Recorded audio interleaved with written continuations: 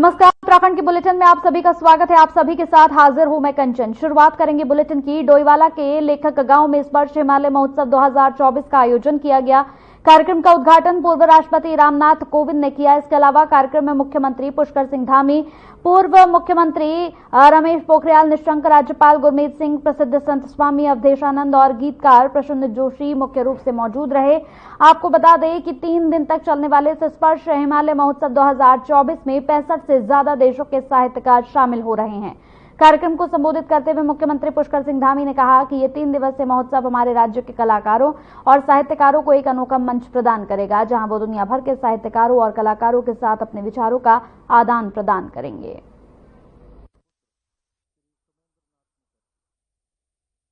और ये स्थान अपने आप में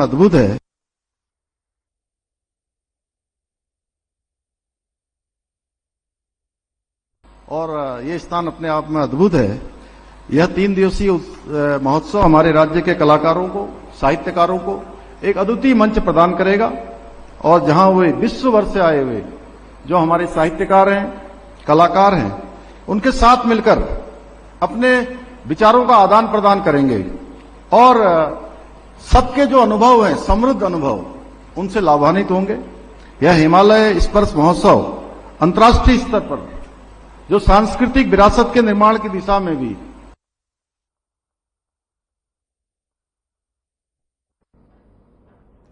चलिए बढ़ते हैं आगे। तो कांग्रेस प्रदेश कार्यालय में समिति बैठक की जाएगी। साथ ही साथ आपको बताते चले कि लगातार पार्टी के तालमेल बनाने के लिए गठित हुई है समिति। बड़ी खबर इस वक्त की, कांग्रेस समन्वय समिति को लेकर बड़ी खबर। कांग्रेस प्रदेश कार्यालय में समिति की बैठक होगी। केदारनाथ उपचुनाव की रणनीति पर मंथन होगा। प्रदेश अध्यक्ष करण माहरा, यशपाल आर्य मौजूद रहेंगे। पूर्व सीएम हरीश रावत, भुवन कापड़ी भी इस बैठक में शामिल होंगे। बैठक में वरिष्ठ नेताओं के लिए सुझाव भी दिए जाएंगे।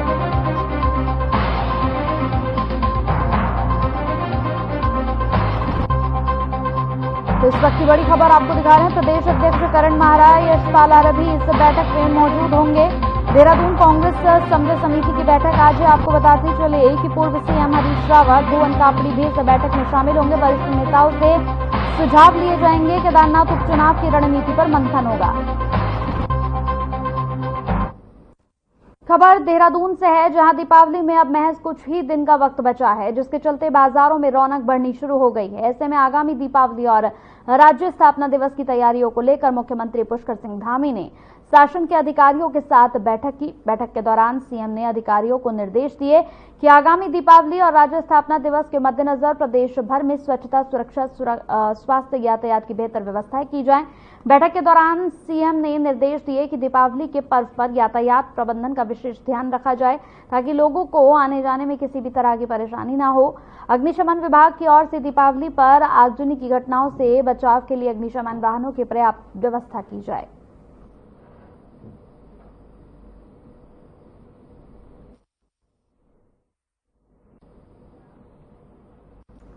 चलिए इसी बीच एक और बड़ी खबर आ रही है। उपचुनाव में कांग्रेस का समर्थन एसपी की ओर से किया जाएगा। समाजवादी पार्टी के राष्ट्रीय सचिव ने इसकी जानकारी खुद दी है। यूपी उपचुनाव में कांग्रेस का एसपी को समर्थन है। यूपी की सभी सीटों पर कांग्रेस ने एसपी को समर्थन देने की बात कही है। केदारनाथ उपचुनाव में एसपी कांग्रेस का समर्थन करेगी। इस वक्त की बड़ी अहम खबर, केदारनाथ उपचुनाव में कांग्रेस का समर्थन समाजवादी पार्टी की ओर से किया जाएगा। उपचुनाव में कांग्रेस का समर्थन समाजवादी पार्टी करेगी।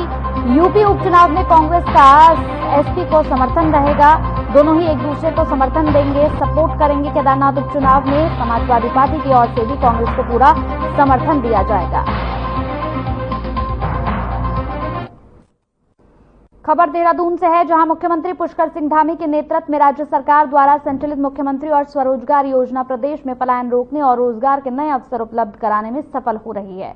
इस योजना के तहत प्रदेश के कई युवा और यहां उद्यमी अपने खुद के सोलर प्लांट स्थापित कर आत्मनिर्भर बन रहे हैं। वर्तमान में उत्तराखंड में करीब 600 मेगावाट सौर ऊर्जा का उत्पाद हो रहा है और हाल ही में 174 मेगावाट क्षमता के नए सोलर पावर प्लांट का आवंटन भी किया गया। इस योजना के तहत एक परिवार का एक सदस्य 20, 25, 50, 100 या 200 किलोवाट का सोलर प्लांट स्थापित कर सकता है। योजना के अंतर्गत उत्पादित बिजली का संपूर्ण खरीदार उत्तराखंड पावर कॉर्पोरेशन लिमिटेड यानी कि यूपीसीएल है। मुख्यमंत्री सौर स्वरोजगार योजना का लाभ केवल उत्तराखंड के स्थायी निवासी ही उठा सकते हैं। मुख्यमंत्री के मुताबिक उत्तराखंड को प्राकृतिक रूप से पर्याप्त धूप मिलती है, जो सर्दियों में भी प्रचुर मात्रा में उपलब्ध रहती है।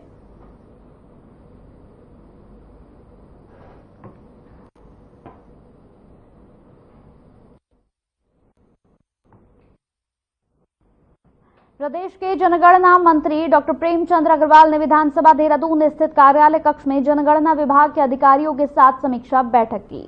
बैठक के दौरान जनगणना मंत्री प्रेमचंद अग्रवाल ने कहा कि कभी भी जनगणना के संकेत केंद्र से मिल सकते हैं, जिसके लिए हम तैयार हैं। उन्होंने साथ ही कहा कि अधिकारियों को निर्देश दिए गए हैं, जनगणना से संबंधित अपनी संपूर्ण तैयारी रखें।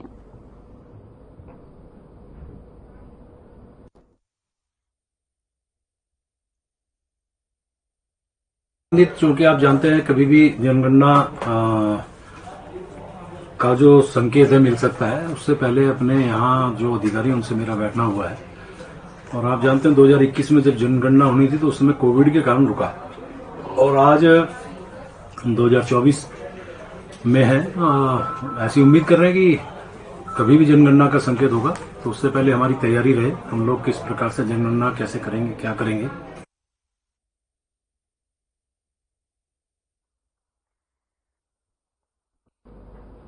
उत्तराखंड के पर्वतीय क्षेत्र में पर्यटन को बढ़ावा देने को लेकर पर्यटन विभाग लगातार कार्य कर रहा है, जिसे लेकर एक नए तरीके का टूरिज्म एस्ट्रो टूरिज्म विकसित किया जा रहा है, जिसके तहत पर्यटकों को खुले आकाश में तारों के दर्शन कराए जाएंगे। इसको लेकर उत्तराखंड के पर्यटन मंत्री सतपाल महाराज ने कहा कि उन्होंने अधिकारियों से पूरी रिपोर्ट मांगी ताकि वो गांव जो अधिक ऊंचाई पर हैं और जहां किसी जंगली जानवर का कोई खतरा ना हो, वहां पर युवक मंगल दल बेड लगाकर एस्ट्रो टूरिज्म का प्रचार कर सकते हैं। साथ ही उन्होंने कहा कि हमें इसे एयर सफारी या स्टार सफारी के नाम से प्रचार करेंगे। का हमने कार्यशाला पूरी मांगी है, पूरी रिपोर्ट मांगी है कि इसकी एक वर्किंग सिस्टम एक लाएं, जिससे कि हम चाहते हैं कि जो गांव ऊंचाई पर हैं, जहां सेफ इलाका है, जहां कोई जंगली जानवर का इंक्रोचमेंट नहीं होता है और पर्यटक सेफ हो, वहां पर वो बेड लगा करके, वहां के जो युवक मंगल दल हैं बेड लगा करके टूरिज्म को प्रमोट कर सकते हैं। समर्स में ये होता है ताकि आप स्टार्स को देख सकें, तो इसको हम एयर सफारी या स्टार सफारी कह करके संबोधित करेंगे और इसको हम पूरी एक योजना बना करके इसको हम ला रहे हैं। उत्तराखंड की धामी सरकार प्रदेश में यूनिफॉर्म सिविल कोड को लागू करने से मात्र एक कदम दूर है। यूसीसी लागू करने को लेकर लगभग सभी कार्य पूरे करे जा चुके हैं, लेकिन विपक्ष अभी भी लगातार यूसीसी को लेकर सरकार पर हमलावर है, जिसके जवाब में बीजेपी विधायक ने कांग्रेस को मुस्लिम लीग कांग्रेस करार दिया है। आपको बता दें कि कांग्रेस जिस तरीके से यूसीसी की मंशा पर सवाल उठा रही है, उससे बीजेपी आक्रोशित है और यही वजह है कि यूसीसी को लेकर सरकार पर सवाल उठा रही कांग्रेस पर बीजेपी विधायक विनोद चमोली ने तीखा हमला बोला। बीजेपी विधायक ने कहा कि तुष्टीकरण की राजनीति कांग्रेस कर रही है, नाम बदलकर मुस्लिम लीग कांग्रेस यहां पर उसका रख देना चाहिए।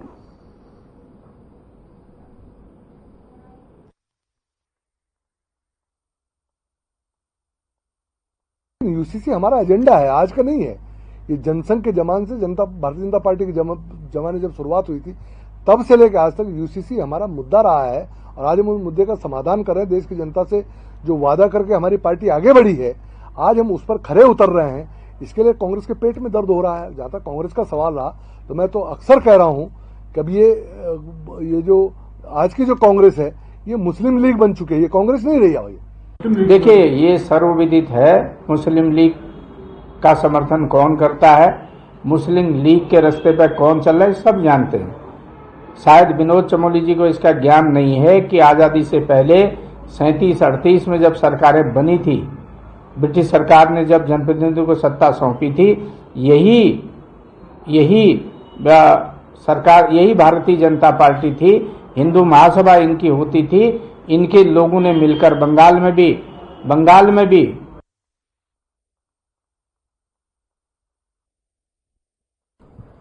यूपीसीएल के एमडी अनिल यादव का कार्यकाल इस महीने पूरा हो जाएगा, जिसको लेकर यूपीसीएल सहित सियासी गलियारों में चर्चाओं का बाजार गर्म है।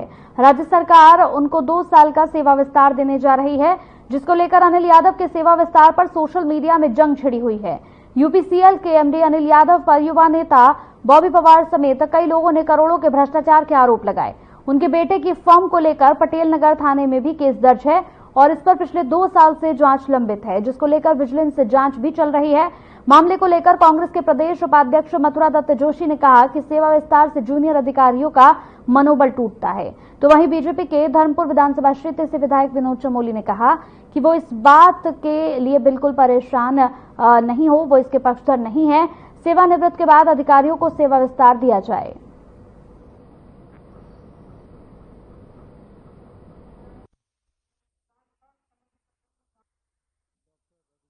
सिद्धांत इस बात का पक्षधर नहीं हूँ, अधिकारियों को एक्सटेंशन दिया जाए। एक सेवानिवृत्ति की एक उम्र है, उसके बाद सेवानिवृत्ति होनी चाहिए और बाकी लोगों को मौके मिलने चाहिए। तो सिद्धांत मैं इस बात का पक्षधर नहीं हूँ। मैं नगर निगम में भी रहा था, लेकिन कभी मैंने एक्सटेंशन की सिफारिश नहीं की और मैं उसके पक्ष में कभी भी नहीं रहा। निश्चित रूप से सरकार पूरी सरकारी एक्सटेंशन में चल रही है। आप देख लीजिए, चीफ सेक्रेटरी से लेकर पीडब्ल्यूडी है, सिंचाई विभाग है, यूपीसीएल है, पिटकुल है, आपका यूजेबीएनएल है, आपका तकनीकी शिक्षा परिषद है, ये सब तो एक्सटेंशन में चल रहा है। महत्वपूर्ण विभाग जितने हैं सारे के सारे एक्सटेंशन में चल रहे हैं और पूरी सरकारी एक्सटेंशन में चल रही है। और निश्चित रूप से एक्सटेंशन मिलने से जो जूनियर अधिकारी होते हैं उनके मनोबल उनका टूटता है, उनकी मनोवृत्ति में प्रतिकूल प्रभाव पड़ता है। और इससे सबसे बड़ी बात जो है कि भ्रष्टाचार को बढ़ावा देने की बात होती है। देखिए, आज की जो प्रेस वार्ता थी वो यूपीसीएल के जो एमडी है अनिल कुमार यादव, ये उनके ऊपर थी। उनके ऊपर का मतलब है कि उनके द्वारा जो भ्रष्टाचार पूर्व में किया गया है, जब मुख्य अभियंता पिटकुल वो रहे थे तब उनके द्वारा जो भ्रष्टाचार किया गया था और जांच कमेटी के द्वारा सिद्ध किया गया था कि ये भ्रष्टाचार हुआ है। और ये भ्रष्टाचार अपने स्तर पर भी और अपने बेटे के नाम फर्म बनाकर या अपने बेटे के अकाउंट में दूसरे फर्मों से पैसा डलवाकर या तमाम प्रकार के जो आरोप उन पर लगे थे, वो आरोप सिद्ध हुए थे। और उन आरोपों की पुष्टि होने के बाद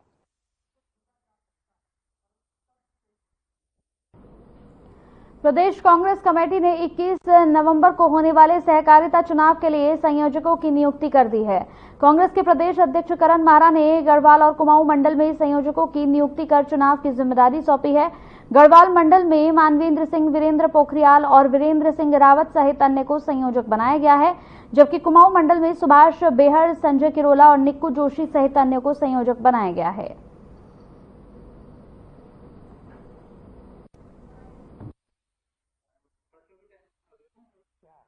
नवंबर को पूरे प्रदेश में सहकारिता के चुनाव हैं।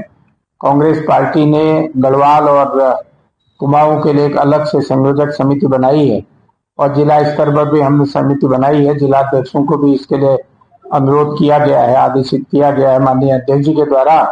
और सहकारिता में कांग्रेस पूरी तरीके से बढ़ चढ़ कर हिस्सा लेगी और हमें उम्मीद है कि अधिकांश जनपदों में सहकारिता का चुनाव कांग्रेस पार्टी जीतेगी। मंत्रिमंडल की बैठक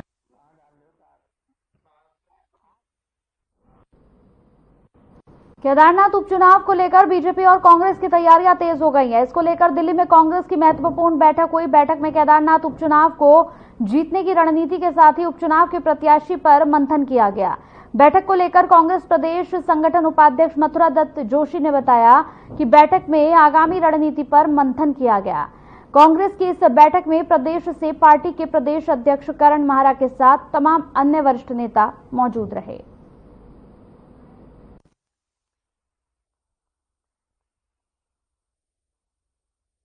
देखो भाई, जब चुनाव होता है तो सभी राजनीतिक दल मंथन करते हैं। सबका एक ही उद्देश्य होता है कि चुनाव लड़ना है, चुनाव जीतना है। अब जनता तय करती है किसको जीतना है। जहां तक भारतीय जनता पार्टी का प्रश्न है, हमारा पार्टी का कार्यकर्ता नेतृत्व सब 24/7 जनता के बीच में रहते हैं, जनता की समस्याओं का समाधान करते हैं। हम केवल चुनाव लड़ने वाली पार्टी नहीं है, जो उस समय दिखाई दे क्या तैयारी है। दिल्ली में केदारनाथ उपचुनाव के संबंध में वरिष्ठ नेताओं की बैठक है। उसमें केदारनाथ उपचुनाव के लिए उम्मीदवार की घोषणा भी होनी है, उसमें चर्चा भी होनी है और रणनीति भी बननी है कि किस तरीके से हम चुनाव वहां पर लड़ेंगे। सारे वरिष्ठ नेता उस बैठक में उपस्थित रहेंगे।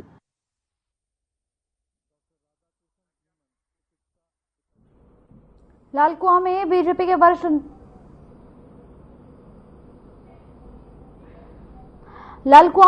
वरिष्ठ नेता और पूर्व विधायक नवीन चंद्र दुमका ने यहां लालकुआं विधानसभा क्षेत्र की बिगड़ती कानून व्यवस्था पर चिंता जाहिर करते हुए पुलिस प्रशासन की कार्यप्रणाली पर भी सवाल उठाए।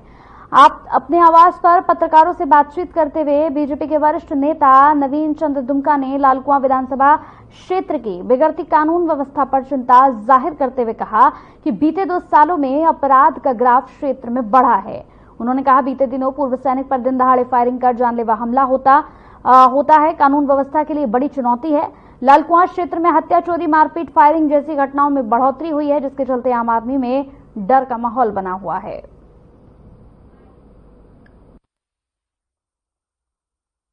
लालकुआं में लंबे समय तक लालकुआं और हमारे पूरे क्षेत्र में शांति व्यवस्था ठीक ठाक चल रही थी, लेकिन इधर कुछ समय से पहले छुटपुट अपराध हुए, फिर 2-3 दिनों में समूह बन के अपराध हुए और अब तो ऐसा लगता है कि पूरी एक गैंग बन गई है। और अभी जो एक यहाँ के संभ्रांत भूतपूर्व सैनिक किसान पर जो कैलाश बिरखानी पर जो घटना हुई है, वह इलाके में अत्यंत हसरत करने वाली है, क्योंकि इस प्रकार की संगठित हिंसा हमारे इलाके में कभी हुई नहीं और अब ये पनप रही है। इसलिए पूरे इलाके पर, पूरे क्षेत्र की भावनाओं पर एक प्रकार से आक्रमण है। यद्यपि पुलिस ने तत्काल कार्रवाई करके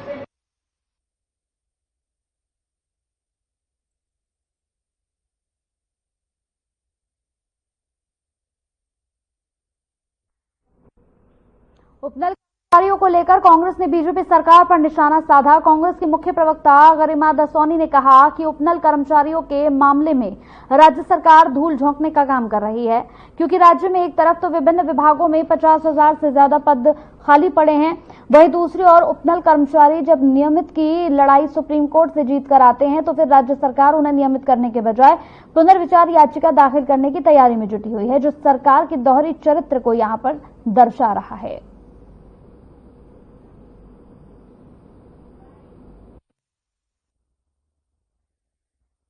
देखिए, सरकार आंखों में धूल झोंकने का काम कर रही है। लगातार उपनल कर्मियों के सामने तो उनकी शुभचिंतक बनने का नाटक नौटंकी चल रहा है, लेकिन वो जब सुप्रीम कोर्ट से जीत कर आ जा रहे हैं तो उनको रेगुलर करने से मना कर रही है और पुनर्विचार याचिका दाखिल करने की तैयारी हो रही है। प्रदेश में इस समय 50,000 से ज्यादा पद रिक्त चल रहे हैं। क्यों नहीं भरते आप इन उपनल कर्मचारियों से? क्यों नहीं नियमित करते आप इनको? इस केवल जुमले देने में माहिर हैं और युवाओं को आपने ठगने का काम किया है। पिछले 7-7.5 सालों से हम देख रहे हैं।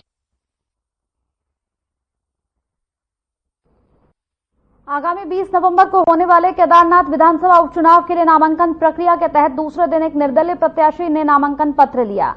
अब तक नामांकन प्रक्रिया के दौरान 3 नामांकन प्रपत्रों की बिक्री हो चुकी है। बता दें, नामांकन दाखिल करने की अंतिम तिथि 29 अक्टूबर है, जबकि 30 अक्टूबर को नामांकन पत्रों की जांच की जाएगी और नाम वापस लेने की अंतिम तिथि 4 नवंबर होगी। गौरतलब है, केदारनाथ में 20 नवंबर को मतदान होना है, जिसका परिणाम 23 नवंबर को आएगा। प्रदेश के अपर मुख्य निर्वाचन अधिकारी विजय कुमार जोगंदर ने बताया कि केदारनाथ विधानसभा क्षेत्र में मतदान के लिए 173 बूथ बनाए गए हैं। अनुश्रवण के लिए 8 सर्विलांस टीमों का गठन भी कर लिया गया है।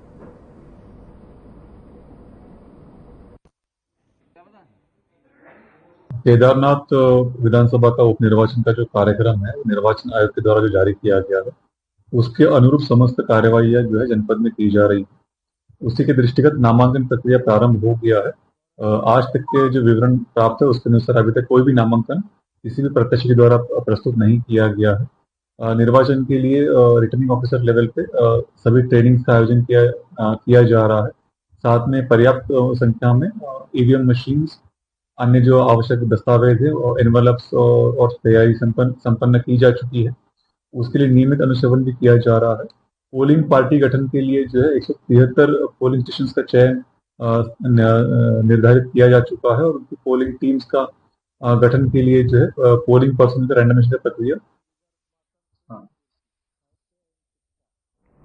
मूल निवास और भू कानून को लेकर एक तरफ पूरे प्रदेश भर में धीमे धीमे सरकार के खिलाफ नाराजगी और विरोध के सुर उभर रहे हैं, आंदोलन भी जारी है। बावजूद इसके बीजेपी ने अपना यहां पर मतभेद साफ कर दिया है। प्रदेश में सभी वर्ग और समुदाय और निवासरत लोगों के हितों की चिंता उनको है और इस पर व्यापक स्तर पर चिंतन किया जा रहा है।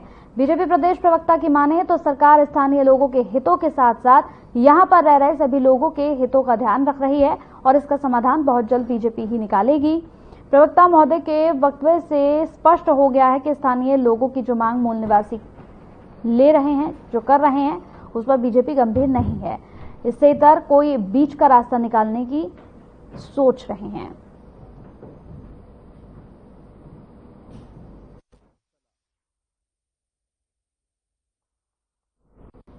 उत्तराखंड पर्यावरण संरक्षण और प्रदूषण नियंत्रण बोर्ड ने दून समेत 13 शहरों में AQI की 24 घंटे थर्ड पार्टी मॉनिटरिंग शुरू कर दी है। इस तरह दीपावली से पहले और बाद में विभिन्न स्थानों पर वायु प्रदूषण की स्थिति परखी जाएगी। उत्तराखंड प्रदूषण नियंत्रण बोर्ड के क्षेत्रीय अधिकारी अमित पोखरियाल ने बताया कि देहरादून, ऋषिकेश और टिहरी में AQI की मॉनिटरिंग शुरू कर दी गई है। इसके अलावा राजधानी देहरादून के नेहरू कॉलोनी और घंटाघर में AQI की मॉनिटरिंग की जा रही है।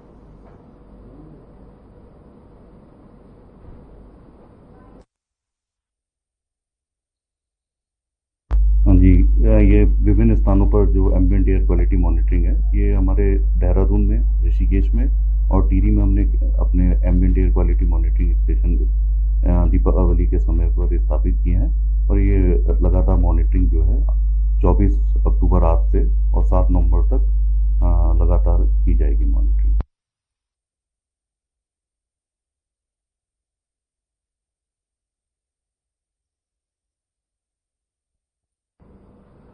देश और उत्तराखंड की पहली हेली मेडिकल एम्बुलेंस सेवा का जल्दी शुभारंभ होने जा रहा है। प्रधानमंत्री नरेंद्र मोदी आगामी 29 अक्टूबर को देश की पहली मेडिकल एम्बुलेंस सेवा को शुभारंभ करेंगे। इस अवसर पर मुख्यमंत्री पुष्कर सिंह धामी समेत सभी सांसद मौजूद रहेंगे। ऋषिकेश एम्स के निदेशक कमीनू सिंह ने जानकारी देते हुए बताया कि उत्तराखंड के भौगोलिक परिप्रेक्ष्य को देखते हुए इस मेडिकल एम्बुलेंस सेवा का दूर दराज के क्षेत्रों में रह रहे लोगों, दुर्घटनाओं और सीरियस मरीज को ऋषिकेश एम्स में इलाज के लिए लाया जाएगा।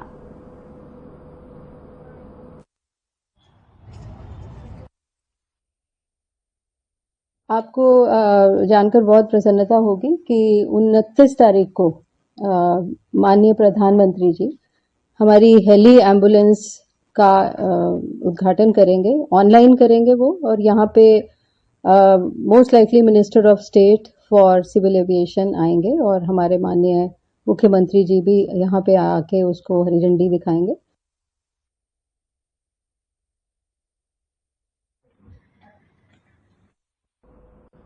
चलिए, इसी के साथ इस बुलेटिन में मेरे साथ इतना ही। नमस्कार।